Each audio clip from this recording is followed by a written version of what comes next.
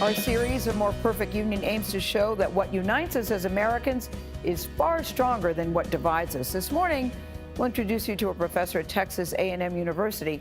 He teaches his students not just through lectures, but also through actions.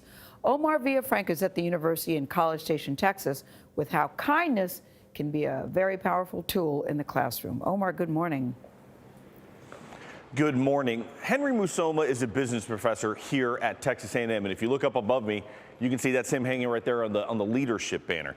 Now, every semester he has hundreds of students, but he makes it a point to try to learn their names so he can make some sort of personal connection.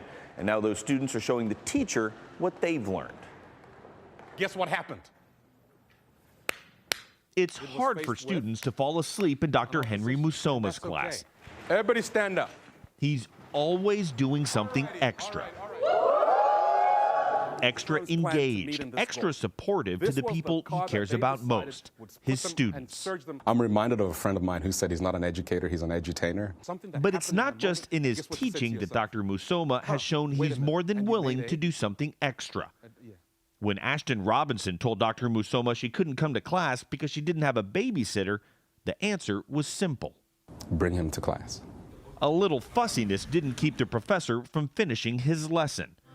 For Jake Ross, Dr. Musoma meant so much to him that Jake's fiancée surprised him by having Dr. Musoma officiate their wedding. He even helped Elizabeth Pope find a job. He knew that I loved business and medicine, and he immediately was like, you know, I've got the perfect job for you. But how does someone learn to be kind? For Musoma, his education started more than 8,000 miles away, over 4 decades ago, in the African country of Zambia. Both my parents worked hard. My father was one of the first people in his family to go to college. Like his father, Musoma wanted an education, but an American one seemed out of reach. No, sir, too far, too expensive. But then he met Albert Cates, a U.S. State Department official who changed his mind. How did he convince you? He said, here's my business card. Come to my office tomorrow. And guess what, Omar? That night, America, America, God shed his grace on thee. I did not sleep. I was so excited. He gave me an idea. What was it? The possibility. Cates helped Musoma immigrate to America in the mid-90s.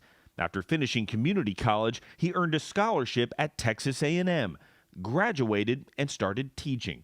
In his classes, he often brings up the story of Cates and possibility, a lesson Musoma's former student Sam White remembers well. He talked about his journey to America, and at the end of every story, he would mention how this man took him in, invited him to dinner, and convinced him to go to Texas to study.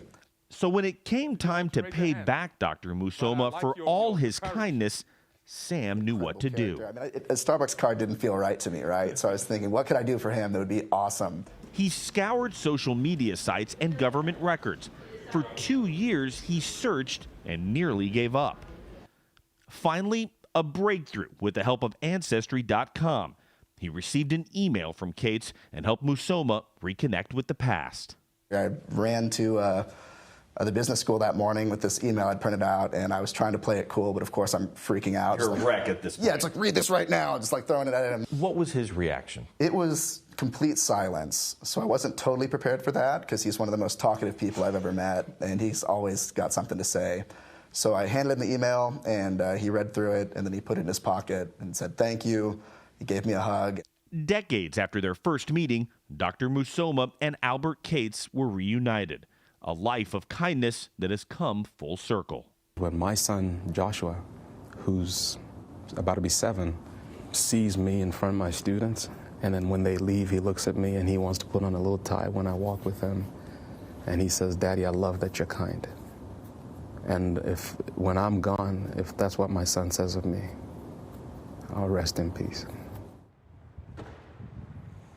Now, one of the life lessons that Professor Musoma learned from his father was taking care of his extended family, and he now considers all the students here at Texas A&M part of his extended family, and that family is getting bigger every year. Nora? Well, now he has a bigger family of our audience that all love him. Omar, what a fantastic story. And kindness costs nothing. Yeah. Thank you, Dr. Musoma. That's a beautiful piece, Omar. It is contagious. Beautifully done.